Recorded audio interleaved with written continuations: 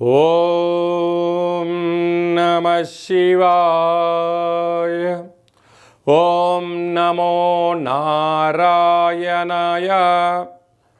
కర్మ నరదృష్టి నివారణ కాళభైరవాయ నమో నమః. ఓం గురు అరిష్టేతు సంప్రాప్తే గురు పూజాంచ కారయేత్. గురుధ్యానం ప్రవక్ష్యామి. విద్యా ఉద్యోగ విదేశీయాన రాజసన్మానోత్సవ గజసన్మానోత్సవ వివాహ తదనంతర పుత్ర పుత్రిక సంతాన సంబంధిత అరిష్ట దోషపీడోప ఉపశాంతయే. హరి ఓం. మా ఛానల్కి స్వాగతం. చూస్తున్న వీక్షకులకు ప్రేక్షకులకు ప్రియ కాళభైరవ భగవద్బంధులకి స్వాగతం పలుకుతూ మమ్మల్ని ఎంతగానో ఆదరిస్తూ ఉండబడినటువంటి ప్రియ సోదర సోదరీమణులకు, సనాతన ధర్మ సంరక్షకులకు, జ్యోతిష్ అభిమానులకు, పుష్కర స్నానం చేసేటువంటి ఆధ్యాత్మిక భగవద్బంధువులకి, అంటే 12 ఏళ్ళకు ఒకసారి మనకు పుష్కరాలు వస్తూ ఉంటాయి.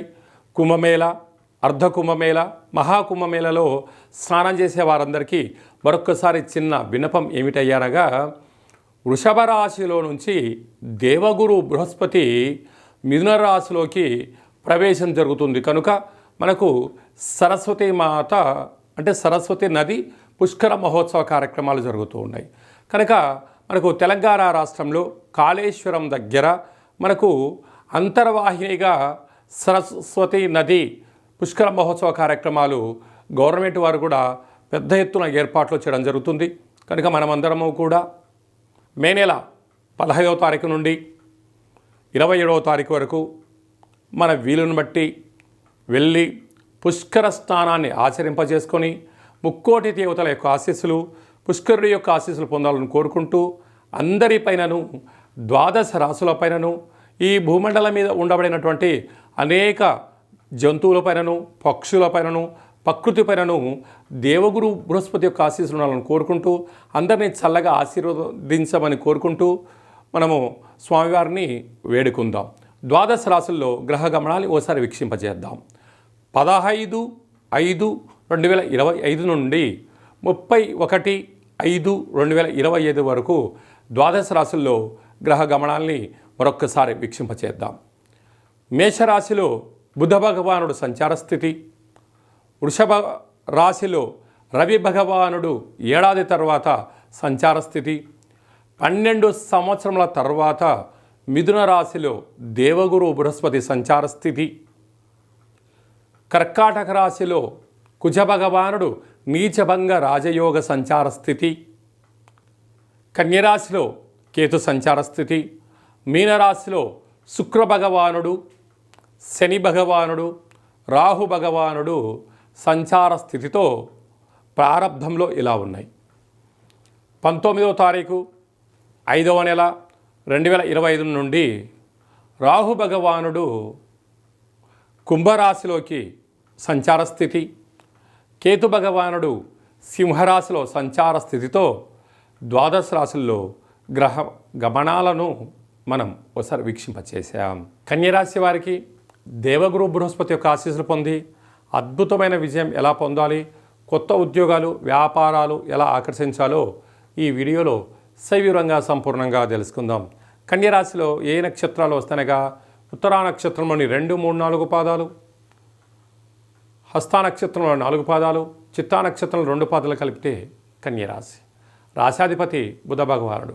రాశిలోనే కేతు సంచార స్థితి చివరార్ధంలో ఉండడం వలన మీ జ్ఞానము, ఆలోచన, వ్యవహారాలలో మంచి భక్తిని, మోక్ష మార్గాన్ని, ఆనందాన్ని ఇచ్చేటువంటి ఆలోచనలు మీ సొంతం కాబోతున్నాయి. అలాగనే సప్తమంలో త్రిగ్రహ సంచార స్థితి ఉండడం వలన నూతనమైన వాహనాలు, గృహాలు, వస్త్రాలు, బంగారు ఆభరణాలు, షేర్లు క్రయ విక్రయాల్లో తొందరపాటు నిర్ణయం లేనంత వరకు విజయం కన్యరాశి వారి సొంతమవుతుంది. అలాగనే అష్టమంలో బుధ భగవానుడు ఉండడం వలన చిన్న చిన్న విషయాలకు ఆందోళన తగదు, చిన్న విషయాలకు పొంగిపోవద్దు. ఏదైనా ఇబ్బంది కలిగినట్లయితే ఓపికగా వినండి, దాన్ని అధిగమించే మానవ ప్రయత్నం చేయండి. ఏడాది తర్వాత ఆ భాగ్యస్థానంలో రవి సంచార స్థితి ఉండడం వలన భార్యాభర్తలు, ప్రేమికులు, పార్ట్నర్షిప్ వ్యవహార కార్యక్రమాల్లో స్వల్పమైన ఆటంకాలు ఉండేటువంటి పరిస్థితి ఉంటుంది. అవి శాశ్వతం కాదు, అవి తొలగిపోతాయి. మౌనంగా, ధ్యానంగా, చిరునవ్వుతో స్వీకరించండి. ఎదుటి వ్యక్తులు ఏదైనా చెప్తే వినే ప్రయత్నం చేయండి. అన్నింట సమస్యలు వాటంతటవే తొలగిపోతాయి. రాజ్యస్థానంలో వృత్తి, ఉద్యోగ, వ్యాపార, రాజకీయ స్థానాలలో దేవగురు బృహస్పతి 12 సంవత్సరాల తర్వాత సంచారం చేయడం వలన పుష్కర స్నానం చేయడం, ఆకుపచ్చ రంగు కలిగినటువంటి ఆహారాన్ని, వస్త్రాలను దానం చేయడం, పెసరపప్పుతో కూడుకున్న ఆహారాన్ని అన్నదానం చేయడం, ప్రవహించే నీటిలో కొబ్బరికాయను, రూపాయి బిళ్ళలను వేయడం వలన నూతనమైన వ్యాపారాలు, ఉద్యోగాలు అంతనూ కూడా కన్యరాశి వారి సొంతం కాబోతున్నాయి. అలాగనే ఏకాదశంలో కుజ భగవానుడు ఉండడం వలన స్థిరాస్తులు, చరాస్తులు, వ్యాపార అభివృద్ధి, మీ యొక్క ఆలోచనలో అన్నింటా విజయం.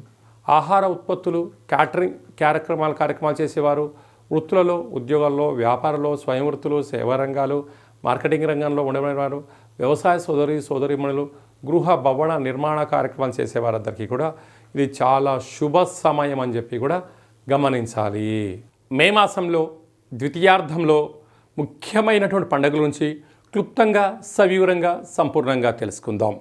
మనకు విశేషంగా 20వ తారీఖున వైశాఖ మాస బహుళ అష్టమి, అలాగనే 27వ తారీఖున వైశాఖ మాస కృష్ణపక్ష అమావాస్య సందర్భంగా మనమందరము కూడా గృహాన్ని శుద్ధిగా పెట్టుకొని కాళభైరవ స్మరణ, ధ్యానము, కాళభైరవ స్వామి అష్టకాన్ని వినడం, శునకపు మహారాజు గారికి ఆహారాన్ని ఏర్పాటు చేయడం, అలాగనే కాకి వాహన దేవతకు ఆహారాన్ని ఏర్పాటు చేయడం వలన సంచిత కర్మ, ప్రారబ్ధ కర్మ, ఆగమిక కర్మలు తొలగిపోతాయని చెప్పి గమనించాలి.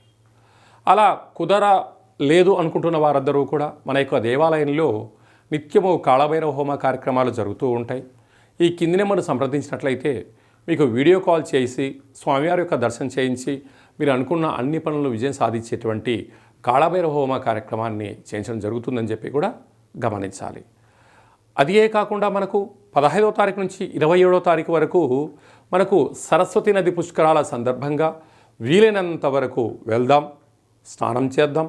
గతించినటువంటి పెద్దవారికి అక్కడ హిరణ్య శ్రాద్ధము, సువర్ణ శ్రాద్ధము, అలాగా అనేక కార్యక్రమాలు, దశదానాలు చేయడం వలన వారి యొక్క ఆశీస్సులు మన కుటుంబాలకు శ్రీరామ రక్ష అని చెప్పి గమనించగలగాలి.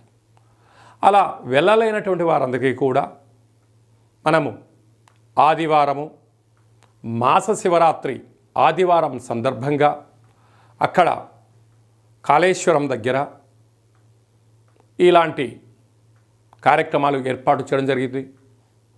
వెళ్ళలేనటువంటి వారందరూ కూడా మీ పేర్లు, గోత్రనామములు, గతించిన వారి పేర్లను వాట్సాప్లో మీరు పంపించగలిగినట్లయితే మీకు వీడియో కాల్ చేయించి, చూపించి, దండం పెట్టించి మీకు ఆ పుష్కర జలాన్ని ప్రసాదంగా అందజేయడం జరుగుతుంది.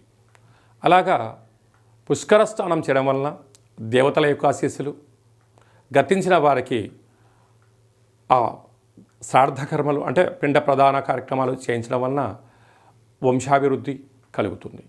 అలాగనే స్మరణ, ధ్యానము, స్నానము వలన మనస్సు ప్రశాంతత కలిగి దేవగురు యొక్క ఆశీస్సుల వలన అఖండమైన విద్య, ఉద్యోగ, విదేశీయాన, రాజసన్మాన, రాజకీయ, పుత్రిక సంతాన దోషాలు, పిల్లల యొక్క చదువులు, పిల్లల యొక్క అభివృద్ధి, తల్లిదండ్రుల నుంచి మనకు వచ్చేటువంటి స్థిర చరాస్తులలో ఉండబడిన ఆటంకాలను కూడా తొలగిపోతాయని చెప్పి గమనించాలి. కనుక మనం అందరము కూడా పుష్కర స్నానాన్ని చేద్దాం, ఆచరిద్దాం. సనాతన ధర్మంలో ఉండబడినటువంటి ఆధ్యాత్మిక శక్తిని సంపాదిద్దాం, అఖండ ఆయురారోగ్య శక్తిని పొందాలని కోరుకుందాం. అలాగనే ఇంకనూ మనం విజయం సాధించగలగాలి అన్నట్లయితే యొక్క పాత్ర కంచు పాత్ర అంటారు. అందుకే కంచు మోగినట్టు కనకంబు మోగదు గదరా సుమతి అని చెప్తారు. అలాగే ఈ యొక్క కాళభైరవ స్వామి వారి యొక్క అక్షయ పాత్రను గృహంలో ఉంచుకొని ప్రతిరోజు ఉదయం, కుదరలేదు సాయంత్రం పూట ఇలా శబ్దం చేయడం వలన ఓంకార శబ్దం రావడం జరుగుతుంది.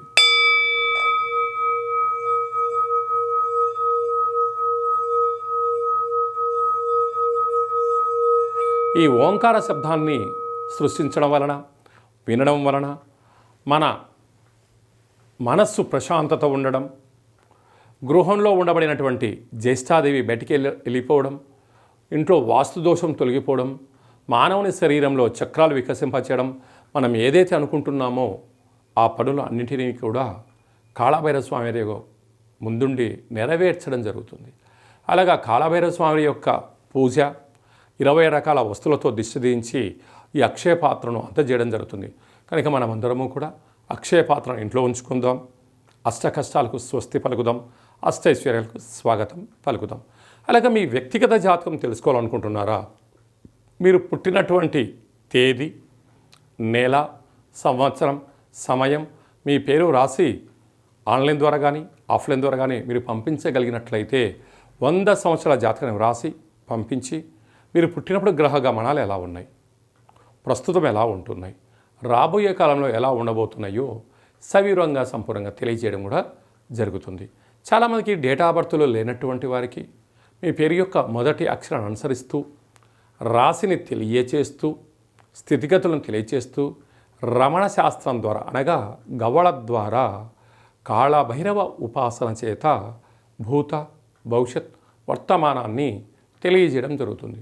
కనుక జాతకాన్ని తెలుసుకుందాం, జీవితంలో రాబోయేటువంటి అడ్డంకులను తొలగించుకుందాం, ఐశ్వర్యాన్ని, ఆనందాన్ని పొందుదాం, అద్భుతమైన యోగాలను మనం సొంతం చేసుకుందాం.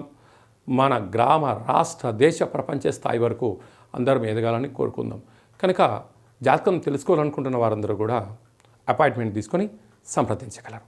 అలాగా వివాహం కాని వారికి ఎందుకు వివాహం అవ్వడం లేదు, జాతకాలు ఎలాంటి దోషాలు ఉన్నాయి, ఎలాంటి అబ్బాయి ఎలాంటి అమ్మాయిని వివాహం చేసుకోవచ్చు, ఎలాంటి అమ్మాయి ఎలాంటి అబ్బాయిని వివాహం చేసుకోవచ్చో తెలియచేయడం జరుగుతుంది. వివాహం అయినటువంటి దంపతులు తరచుగా చిన్న చిన్న విషయాలకు గొడవ పడడం, విడిపోయేంత వరకు తీసుకొస్తూ ఉంటారు. అలా కాకుండా చిన్న చిన్న మార్పుల సలహాలు సూచనల ద్వారా మిమ్మల్ని ఆ పార్వతీ పరమేశ్వరులు ఎలా కలిసి ఉంటారో ఉండేటువంటి ఆధ్యాత్మిక సలహాలు సూచనలు ఇవ్వడం కూడా జరుగుతుందని చెప్పి గమనించాలి. అందరికీ వైశాఖ మాసంలో ఉండబడినటువంటి బహుళాష్టమి, అమావాస్య, సరస్వతి నది పుష్కర భగవంతుడి యొక్క ఆశీర్వాదం కోరుకుంటూ ఆశీర్వచనం.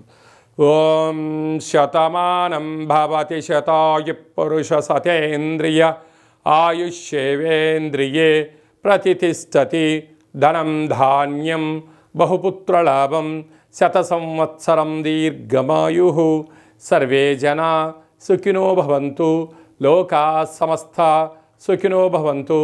సర్వం సంపూర్ణ కాళభైరవ దేవత, రుద్రదేవత, బృహస్పతి దేవత అనుగ్రహ ప్రసాద సిద్ధిరస్తు తదాస్తు.